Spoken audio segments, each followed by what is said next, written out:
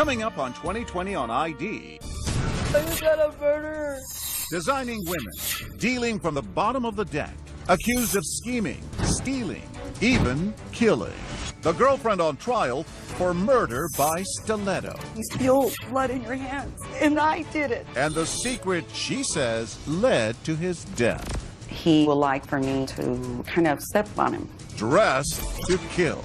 Plus, the married ex-stripper with a taste for sugar daddies. Did she go gold digging with a hammer to the head? This is the Addams family. This is stranger than Jodi Arias. And the Craigslist con woman, promising a childless couple her baby that didn't exist, even faking the birth on the phone. Also, in love and planning their blowout wedding when the bride-to-be goes missing. We do feel like she is in danger. Got that text that she's kidnapped. Kidnapped? Or something more shocking? Tiffany was there in the room by herself. Designing women.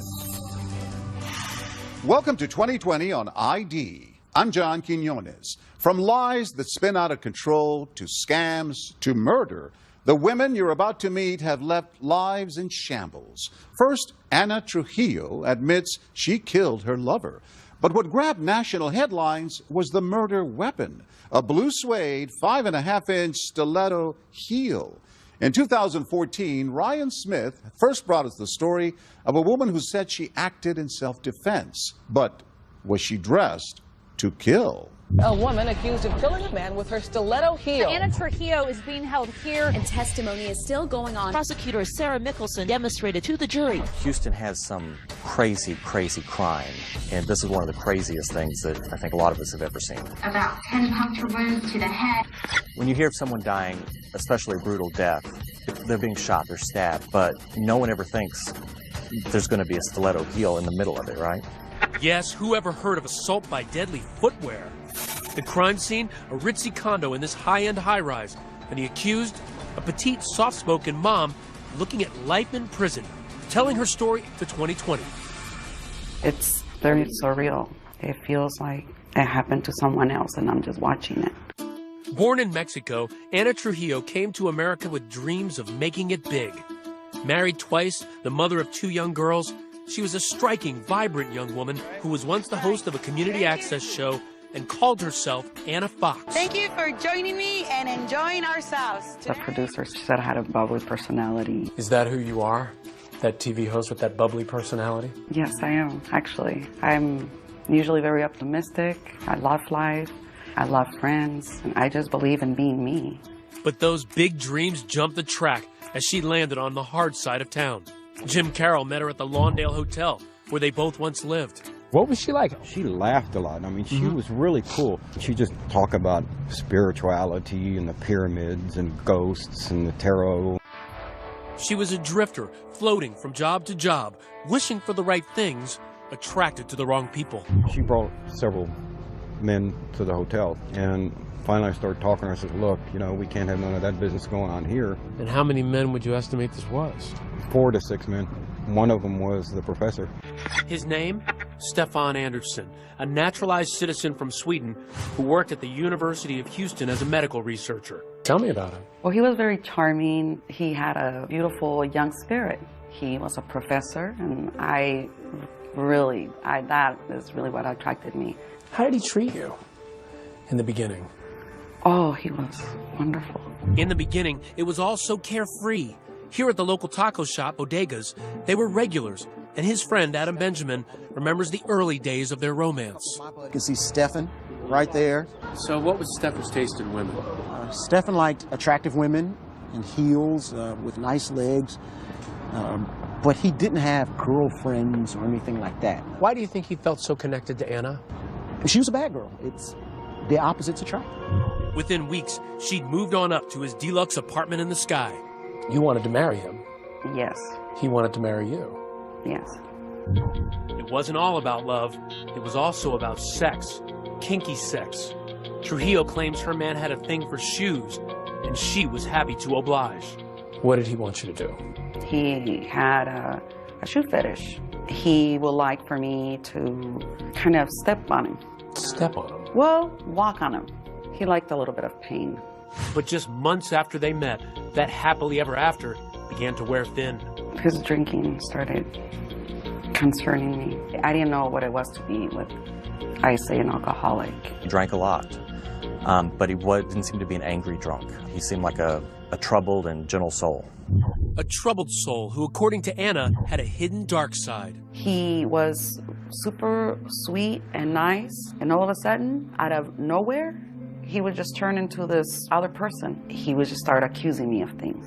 Like what? Why did you leave me? How come you didn't take me with you? What would you do when he did this? I would not provoke him. I would just be quiet. Did other people know about this side of him? Did other friends see him like this? He hid it really well. It was a hot summer night when Anna and Stefan go out for a night at Club 5015. They share a bottle of wine, chased by a few shots of tequila. In this case, a combustible mix. Anna is dressed to kill in her 5.5-inch blue velvet stilettos. I had the huge high heels that he loved for me to wear. It made you happy to buy the stiletto that he liked. I had to be very careful because the shoes were so high. Surveillance videos at the restaurant paint a portrait of a good time girl. Take a look as she flirts with a stranger at the bar, then does a sexy chair dance. At first, she and Stefan seem to be having a great night out, but by the time she is ready to leave, he is not. I was going to leave early in the morning to go see my daughter. I wanted to leave, not stay out very long. He kept wanting to stay longer. That decision to go home is the spark, she says, that will ignite a firestorm. Still, the last images captured at the nightclub show Stefan calm as he leaves the bar with Anna. Was he wasted by the time you got to the cab? Yeah. As the cab pulls up, Rosemary Gomez was at the wheel, accompanied by her husband. I was just taking the fare like I normally do. As the couple approaches the cab, Reagan Cannon said Anna was loud and abusive. She tells him, go get a cab. No. In Anna's version of the story, it's Stefan who was getting aggressive. You say he starts getting agitated. I just remember him looking at me angry. Angry from Anna's point of view, but not from the front seat, where Reagan Cannon has some advice for the shy professor. I said, are you a man or a mouse? Come on, dude. I said, what are you doing letting her talk to you like that? It is past 2 in the morning when the taxi drops them off at Dr. Anderson's pad.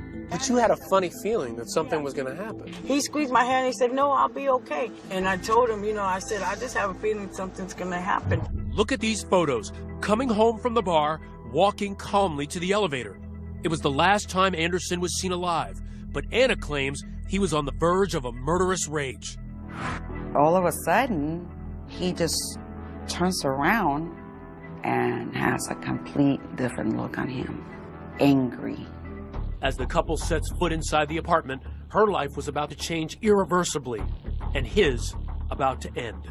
He starts to pull me. I still have my shoes on. So he grabs me by my hands. He bangs me against the wall. He kept saying that I was going to leave him and I wasn't coming back. He's screaming and yelling and ranting and just, I saw the way you were looking at those guys. When he threw me over the couch and I fell completely backwards and my head hit, I saw black. Did you feel like your life was in danger at that point? Yes. In the darkness, she reaches for the only weapon she could find, one of those blue stilettos, and starts striking. When I reach down to feel him and you feel blood in your hands, that is a horror of someone you love, and that I did it, that accidentally I did it. I didn't even know that he was bleeding and he wouldn't stop. Nothing is facing them. He's unstoppable. When we come back, Anna Trujillo's emotional call to 911. Are you reporting an assault, ma'am? Yeah, he started beating me up. But is that the entire story? A friend recounts a far different side of Anna. She told me that if anybody ever messed with her, I'll get them with this. And it was a big stiletto heel. Stay with us.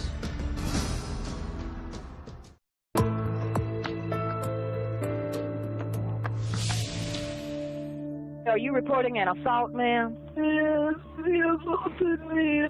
I hit her with my shoe and he's bleeding. He started beating me up. When Houston police received Anna Trujillo's desperate 911 call, they raced to her boyfriend's high-rise condo and walked into a slaughterhouse. The crime scene photos in this case were especially gruesome. The blood spatter, the victim still lying there, It was a tragedy, and it was horrible. The hallway was streaked with blood. The deceased, medical researcher Stephen Anderson, barely recognizable from more than 24 stab wounds to his head, face, and neck, all from the heel of Anna's blue velvet stilettos. Stephen's hair still stuck to the heel. And on a glass table nearby, a macabre sign. Trujillo's Book of Tarot turned to the picture of death. Instantly, the police officer was suspicious. He just yelled at me and took his gun out and he told me to get down on the ground. I thought they were there to help us. The millions of officers showed up and where was the ambulance? Anna tells police Anderson had attacked her, that she killed him in self-defense. She was drenched in blood.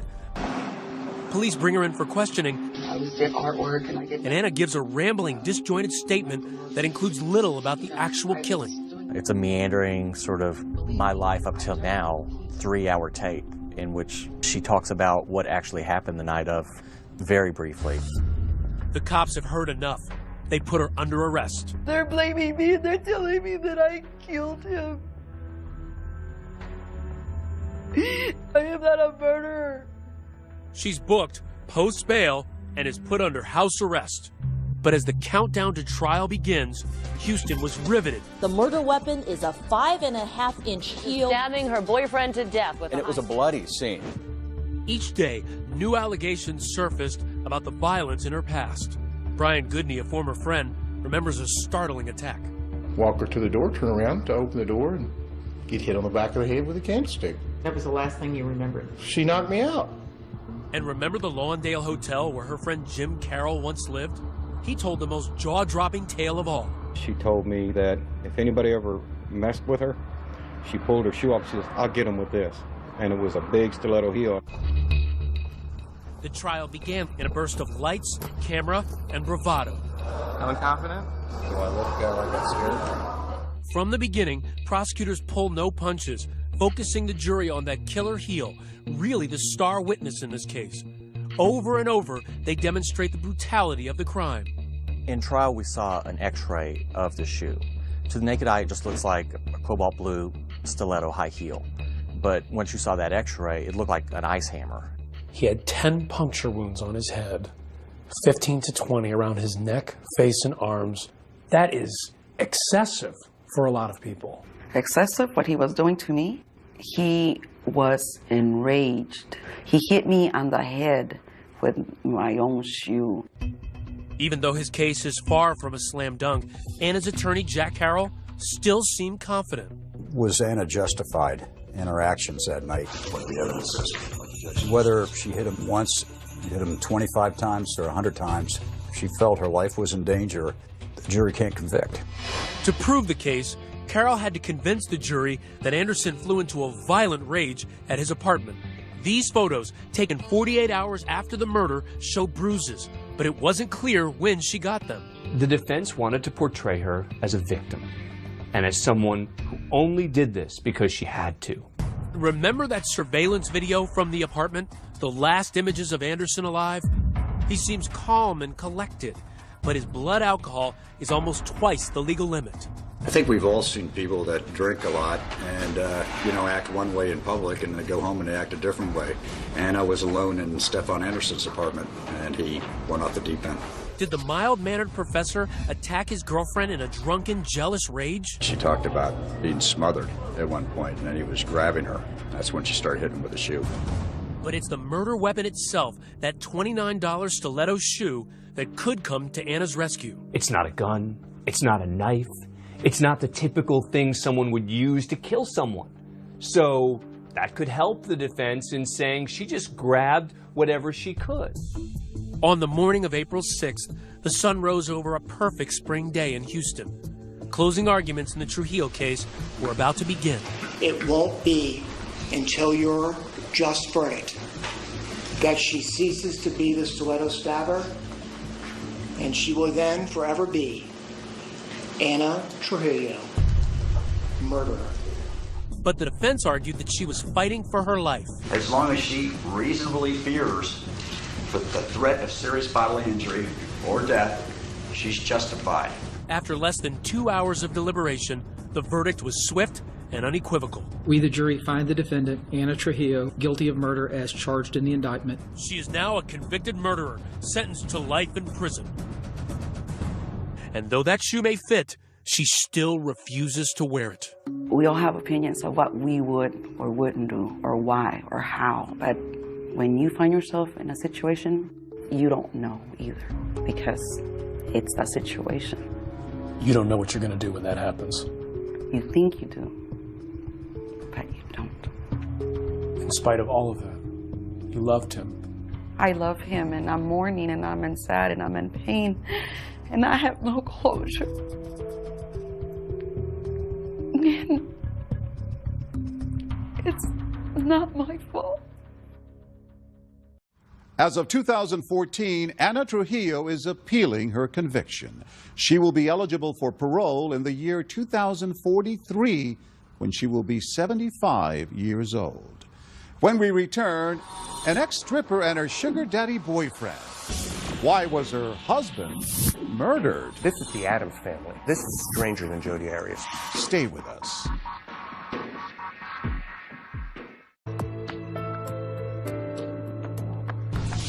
A wife with a secret life, a husband beaten to death, and a case that became a sensation. In 2014, Jim Avila first told us about a troubled couple where infidelity and a thirst for money added up to murder.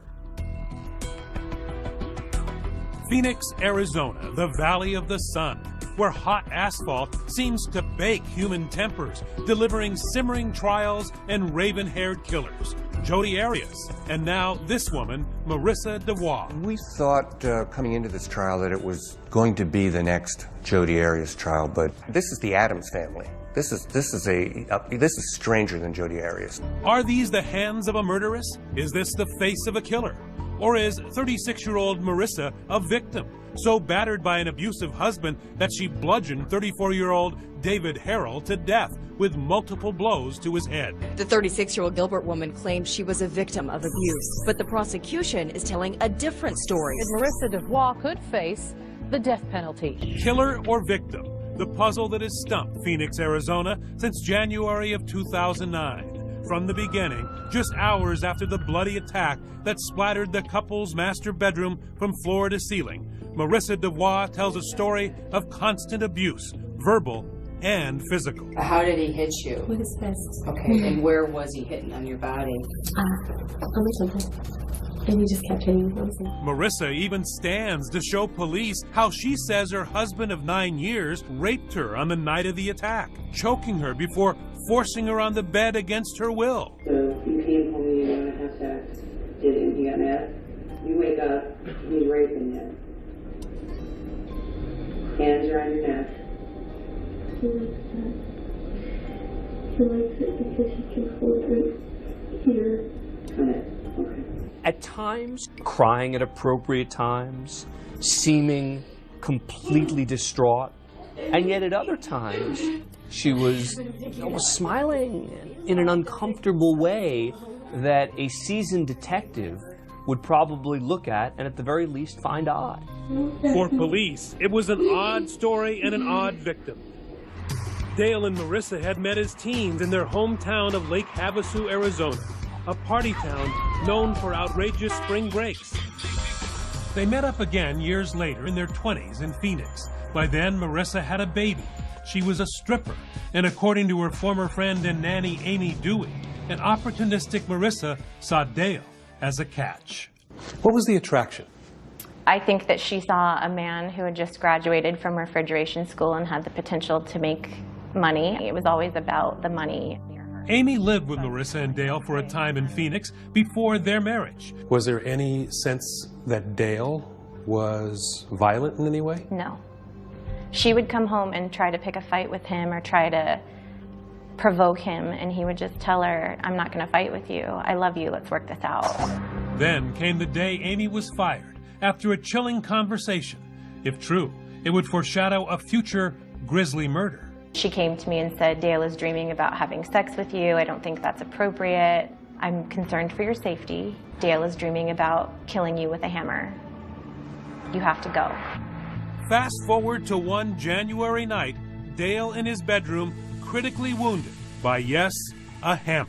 My husband was trying to hurt me, trying to kill me. In the interrogation room, Marissa plays the battered woman card.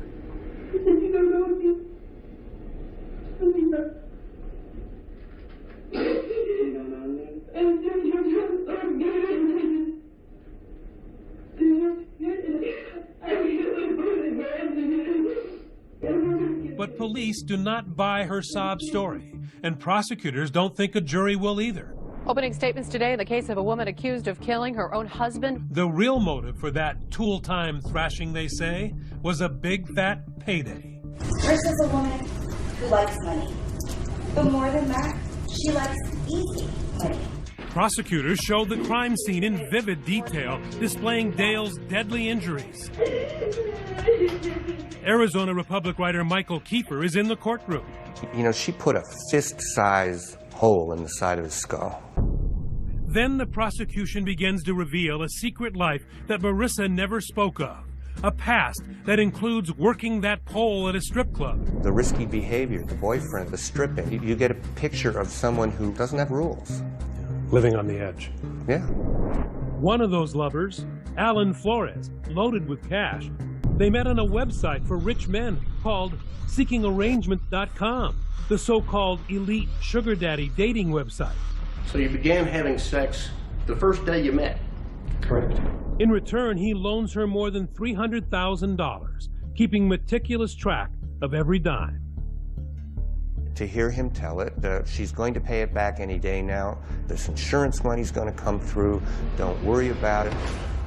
There it is. What prosecutors believe is the real motive for the murder. A big life insurance policy on Dale, earmarked to pay back her sugar daddy. A new insurance policy that was worth $1 million. It was not looking good for Marissa, but her defense had yet to start. And when it did, a blockbuster of its own. Until then, really nobody had said anything positive about Marissa. Nobody. Marissa had an ally, her oldest daughter, Rhiannon, named after the Fleetwood Mac song. And she has a devastating story to tell about her stepdad, Dale. Her daughter came in and said, yes, Dad hit Mom. And said, yes, Dad had his affairs. He'd come home smelling of some other woman's perfume. And when the prosecutor brought up, well, didn't your mother hit your father as well? She said, well, not nearly as much as my father hit my mother. That was damning. It was a tough defense for Dale's family and friends to hear, but would it sway the 7-woman and 5-man jury? Do you find the defendant as to count 1, first-degree murder, guilty? Murder in the first degree, guilty. The jury ruling 36-year-old Marissa DeVois, mother, stripper, and gold digger, was now a killer too. It's unfathomable. Why did Dale die? It seems like they proved in court that he died for money. Why did he put up with her, you think?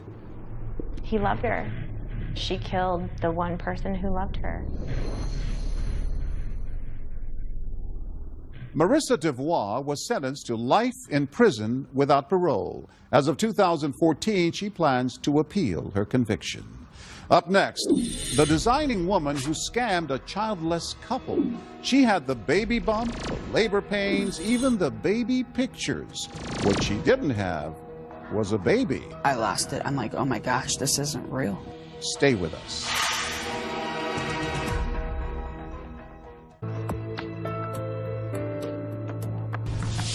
Now, a couple unable to conceive and willing to do almost anything to get a baby. But as Rena Ninen first reported in 2014, little did they know they'd end up victims, not parents. Even before they got married, Mark and Tracy Dzansky, living in a kid-friendly community outside of Chicago, talked about having children. Can't wait to have a little girl and put her in the sundresses and fix her hair. But Tracy was unable to conceive, and going through adoption agencies can be an ordeal. It takes so long and it's so expensive. So the Dzanskys decided to write a heartfelt ad on Craigslist. We want a child more than anything in the world. We are not rich, but we can give that child anything or everything they may need. It's a growing trend, wannabe parents going online to adopt a child. Legal? Yes. Guaranteed? No. Finally, the Dzanskis get the answer they've been waiting for from a pregnant mom almost 1,000 miles away in North Carolina. She knew that she couldn't take care of this baby. Heather Taylor lives in this trailer and is struggling to make ends meet. She's willing to give Mark and Tracy her baby. So it's time to go shopping. We got a few of the items and all the equipment and whatever else the baby needed here. The local Babies R Us wasn't the only place the Jakinskis were dropping cash. Naturally, during the pregnancy, there were some financial expenses that she said she needed money for. And we didn't hesitate. I mean, you know, we want to keep her healthy. She's carrying our adopted baby. Weeks later, Heather unexpectedly goes into labor. Tracy is actually on the phone as Heather rushes to the hospital. She's having a C-section, and I'm on the phone with her in the living room. I mean, you could hear, like, the heart rate and everything. And then a couple minutes later, there was a baby crying. Oh my gosh, Tracy, it's a girl. I love Mommy. Is that the one that says Daddy loves me? Yeah, Daddy's sweetheart. Did you give the baby a name? We did. Anna Rosemary. Anna Rosemary. Yeah. Heather now says she needs more money for Anna Rosemary's expenses. The total tab now around $1,500. Diapers, formula. I said as long as it's for the baby, yeah, I don't have a problem with it. Don't hesitate. And then Heather sends you this. Yeah, that's when we pretty much lost it. We're just in awe, you know. We're just, oh my gosh, this is real. That's our baby. I love the wrinkles on the back. Now they're just anxiously waiting for Heather to come from North Carolina to Chicago to drop off little Anna. But where was she? Oh, it's one thing after another. Her brother was in a car accident. She missed her plane. The baby had breathing problems. She didn't want to fly. She wanted to drive. Then Heather drops a bombshell. She's changed her mind that her mom was going to help out, that she would be able to afford to keep our Anna. Devastated and now suspicious, Tracy goes back to Craigslist and contacts other couples, wondering, is this a scam? Sure enough, she hears from a woman named Nicole who says Heather was giving birth to her baby too. I lost it. I'm like, oh my gosh, this isn't real.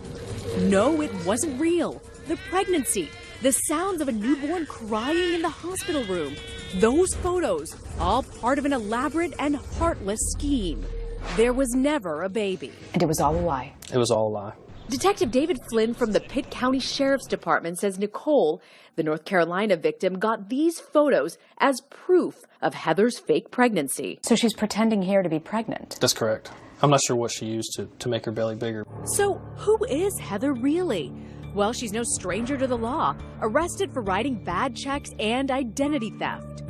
And speaking with Heather Taylor's family, she's had a long history of making up stories. And we told her, so if you can start paying us back every month some of the money, I won't press charges. But just like the baby, the refund was never delivered. I said, you're full of it, we're done.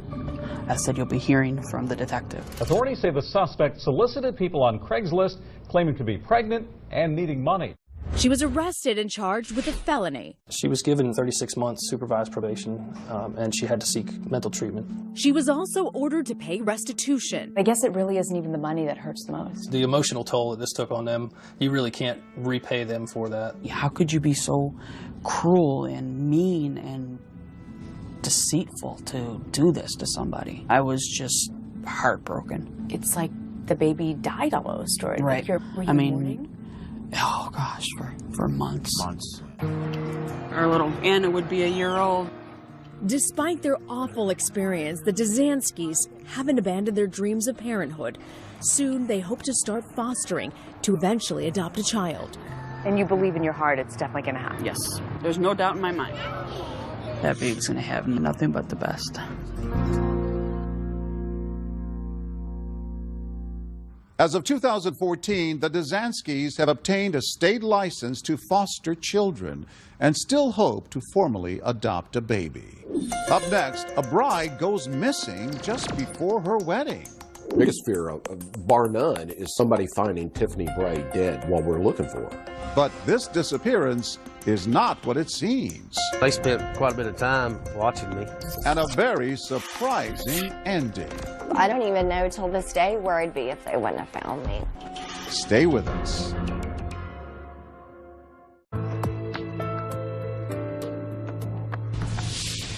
A woman about to get married is kidnapped. Authorities track her desperate text message.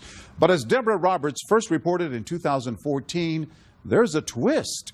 It's a story of something old, something new, something borrowed, and something not quite true. If you were cruising through Fletcher, Oklahoma a few summers ago, you may have noticed amongst the rolling prairies and homes on the range this startling sight. A billboard about a missing blonde. Right now, detectives are trying to find 39-year-old Tiffany Bray from Fletcher. Tiffany Bray, her smiling face peering down in that haunting picture, had vanished, and her frantic family was all over the news. She's wrong. She's a piece to this family, a piece that we have to have back. Pleading for information, for anything to help. We do feel like she is in danger. She needs to be found. This big mystery on the Great Plains was served with an extra helping of heartbreak. Tiffany disappeared just months before her wedding day. Her fiancé, Chad McGuire, feared he'd have to turn wedding plans into funeral arrangements. I was worried that she'd run off the road and had a wreck. Tried calling her several times, and it just goes straight to voicemail. Chad, a plain-spoken power company worker, fell hard for the petite blonde who fit right into his cap and overalls world. They'd go driving around on the back roads, play in the mud in the Jeeps, have a good time. She seemed to be perfect. She cooked, she cleaned, kept up with the laundry. Not one for hemming and hawing, this rustic Romeo offered his sweetie a heart necklace for Valentine's Day, and a few months later hopped in his pickup truck with a diamond ring. She'd handed it around, she said she knew, so I just gave it to her while I was driving down the road. Here you go. Okay, so it wasn't on bent knee, but Tiffany said yes, and the two moseyed down to Cozumel, Mexico to celebrate. We did snorkeling, drove around the island, went shopping and looking at the sights. Back home in Oklahoma, wedding plans are in high gear. Chad's parents even have a little fun with a gift, hinting about who'll wear the overalls in the family. It all seems hunky-dory until one morning a few weeks later when Tiffany puts on a pair of camo shorts, some flip-flops, and hops into Chad's pickup truck to run some errands. The last text I heard from her, it was around noon. She asked what I wanted for lunch. He never gets that lunch order because Tiffany never returns. I was scared. It was about that evening. Went looking for her, and then I filed a missing person report the next morning. This is not like her. She always calls her mother every day or every other day, regardless of what is going on in her life. Not a word from his new fiancée for 96 excruciating hours. Then a text message sent from her phone that has Chad fit to be tied. 4 days later, I got that text that she's kidnapped. It reads, "Need help somewhere in Lawton in dark room. White man. Please help me. Not sure I can use this again." The text message comes in of that nature that takes it to the forefront of the seriousness of what may be going on. Richard Goss, a no-nonsense special agent in charge of the Oklahoma State Bureau of Investigation, doesn't take kindly to the thought of a woman being abducted. Everything had to go on hold while we address this kidnapping. Biggest fear, bar none, is somebody finding Tiffany Bray dead while we're looking for her. She wouldn't be hard just to snatch up and throw in a van or something like that. Tommy Lewis, an old family acquaintance who values friendship as much as his Christian faith, is happy to help. You will not go empty-handed. How involved were you? We spent our time and money searching, trying to assist investigators. The longer something like that goes on, the more in your head you're thinking this is not going to end good. We're out looking for a dead person. And Chad has even more to worry about. His fiancée has vanished under suspicious circumstances. And as the last person to see her alive, suspicion is directed at him. They spent quite a bit of time parked down the hill from my house watching me. They thought I'd done something to her. The story tears through town like a twister, and fortunately, the whirlwind coverage leads to the first major break in the case. It was brought to the attention of a former employer looking through a computer that she had access to, and they had discovered some email exchange between Tiffany and a man in Texas. That man is Steve Thomas, a secret acquaintance Tiffany had met online. Steve lives 5 hours away in Palestine, Texas, a body shop worker with an unusual hobby, making medieval armor. Investigators are soon hot on his trail. The next stop, obviously, is find the man in Texas. They soon track Steve's cell phone, not to Palestine, but 360 miles south to coastal Corpus Christi. The cellular provider was right on the money as far as the location of the phone. That location, this no-tell motel. So imagine their surprise when they bust into the room and find her only injury is a bad sunburn. I would say that we knew positively when we walked into the motel room that she was safe and sound. It had all been a hoax. A wild goose chase. Turns out Tiffany's no kidnap victim, but a reluctant bride with a bad case of cold feet. She agreed to tell us her story for the first time, explaining that she dreamed of more than cooking and cleaning for Chad. Chad was a nice guy. I just was not happy with my life. So why didn't you just break it off, say it was a big mistake? I can't answer it. I just felt like I couldn't breathe anymore. Her plan, if you can call it that, began that July morning. Got up, got ready. I said I'm going to town. Instead, she takes a detour, a huge one, in Chad's truck. She cruises 70 miles up I-44 to an Oklahoma City pawn shop and literally sells off her fiancé's heart. His heart necklace, that is. How much did you get for your necklace? Like $60 maybe. Chump change that would barely pay for a tank of gas. So later, off goes the $2,500 engagement ring to the pawn shop, too. What's going through your mind as you're driving? The whole time I was driving, I was shaking. I was so confused. I thought, you know what? I have this address for Steve in Texas. That's where I'll go. Steve, that online friend with a passion for medieval attire. He was dreaming of making a future with his Oklahoma princess and had no idea she wasn't available. This must have been a powerful connection with this guy in Texas for you to just drop everything and run to him. It was just somewhere to go. It was my escape. It was my way out. I mean, you had to be thinking, somebody might find me, spot me. I mean, all I was doing was leaving, and my thought, it wasn't against the law to take off and not tell anybody where I was going. But what about that desperate text for help? Why'd you do that? Maybe it was me crying out somehow. I don't know. So it didn't occur to you that the police might get involved? No, I had no idea. The duo head south to coastal Corpus Christi to find a fresh start. But their new life isn't exactly Camelot. The cash-strapped couple check into that low-rent motel where room 206 goes for about $30 a night. Yes, just like Garth Brooks put it.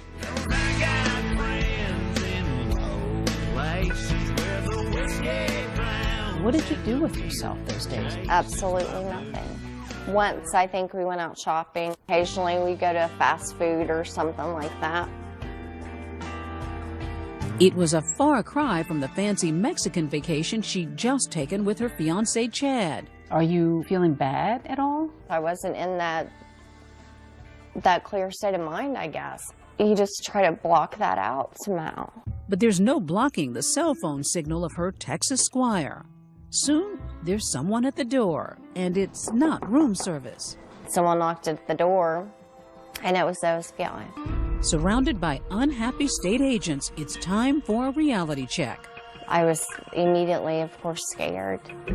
You escape from something and not realize how bad you're hurting everybody else around you. So it's actually very selfish. Finally, this morning, they found her in Corpus Christi with a male companion. Her companion, Steve, wasn't part of the hoax. Police say Tiffany kept him in the dark. But after logging 6,500 miles, spending 685 man-hours, and more than $34,000 on the case, Inspector Goss isn't inclined to forgive. When we arrested Tiffany Bray, I had no sympathy for her at all. The #1 cause of death in law enforcement is traffic accidents. I'll be darned if one of my agents or a law enforcement officer should lose his life for a game. Tiffany is arrested for taking Chad's truck and falsely reporting a crime. I was happy I wasn't a suspect anymore, and I was glad that she was found all right, safe, but I wasn't too happy. Neither was Tommy Lewis. I got a phone call from my then best friend telling me we found Tiffany and she's alive.